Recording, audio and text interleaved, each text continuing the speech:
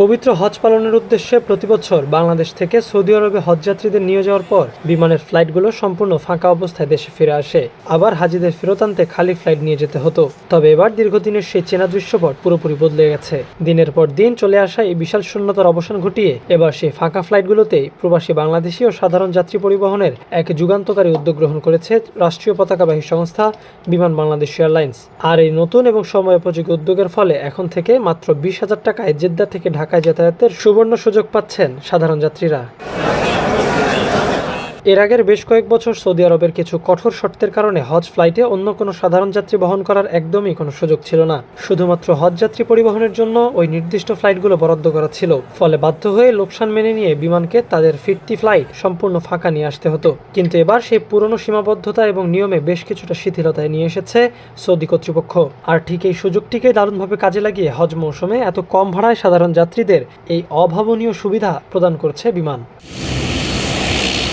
হজযাত্রী পরিবহনের পাশাপাশি এবার বেশিরভাগ শিডিউল ফ্লাইটও পরিচালনা করার একটি বড় সিদ্ধান্ত নিয়েছে রাষ্ট্রায়ত্ত প্রতিষ্ঠানটি। মূলত হজযাত্রীদের যাতায়াতের সময় যে ফ্লাইটগুলো ফাঁকা থাকে, ঠিক সেই ফ্লাইটগুলোতেই সাধারণ যাত্রীদের সর্বোচ্চ সেবা দেওয়ার একটি সুনির্দিষ্ট পরিকল্পনা হাতে নিয়েছে সংস্থাটি।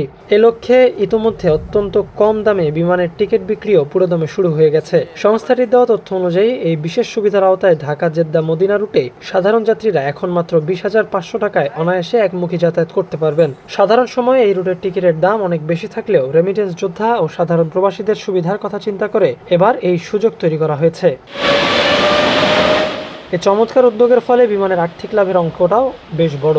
এই ফাঁকা আসনগুলোতে যাত্রী পরিবহনের মাধ্যমে বিমানের অতিরিক্ত আয় হবে অন্তত 100 কোটি টাকা। কর্তৃপক্ষ বলছে, হজের জন্য নির্ধারিত কিছু ডেডিকেটেড ফ্লাইটের পাশাপাশি বাণিজ্যিকভাবে সাধারণ যাত্রী পরিবহনের অনুমতি এবার পাওয়া গেছে। তাই ফ্লাইটের এই ফাঁকা আসনগুলোতে সাধারণ যাত্রী নেওয়া হবে।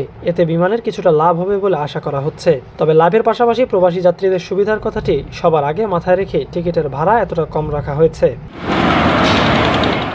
রাষ্ট্রীয় প্রতিষ্ঠান হওয়ায় সাধারণত নানা ধরনের সীমাবদ্ধতার মধ্যে বিমানকে তাদের সার্বিক কার্যক্রম পরিচালনা করতে হয়। তবে হজ ফ্লাইটের পাশাপাশি সাধারণ যাত্রী পরিবহনের এই সময়োপযোগী উদ্যোগটিকে অত্যন্ত ইতিবাচক হিসেবে দেখছেন এভিয়েশন বিশেষজ্ঞরা। তাদের মতে এই যুগান্তকারী উদ্যোগের ফলে হজ টার্মিনাল থেকে যাত্রী নামিয়ে খুব অল্প সময়ের মধ্যে একটি বিমানকে পুনরায় বাণিজ্যিক কাজে ব্যবহার করা সম্ভব হবে। এর সবচেয়ে বড় সুবিধা হলো এর মাধ্যমে শুধু যে সাধারণ যাত্রী পরিবহন করা যাবে তা নয়, বরং কার্গো পরিবহনও উল্লেখযোগ্য হারে বাড়ানো যাবে। বিশেষজ্ঞরা আরও মনে করেন, সৌদি কর্তৃপক্ষ যদি এই অনুমতি আগামী দিনে অব্যাহত রাখে তবে এয়ারলাইন্স অপারেটরের জন্য এটি একটি বিশাল বড় সুযোগ তৈরি হবে। আর এই সুযোগটি সঠিকভাবে কাজে লাগানো গেলে ভবিষ্যতে সাধারণ হজযাত্রীদের জন্য হজের ভাড়া বেশ কমিয়ে আনা সম্ভব হবে।